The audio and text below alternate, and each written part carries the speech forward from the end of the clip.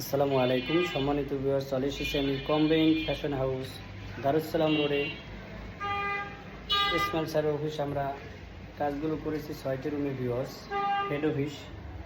আপনার চাইলে আমাদের দ্বারা সুন্দর কাজগুলো করে নিতে পারেন। সমগ্র বাংলাদেশে আমরা জিপসাম সহ জালি কাটিং সহ ইন্টেরিয়র কাজগুলো করে থাকি।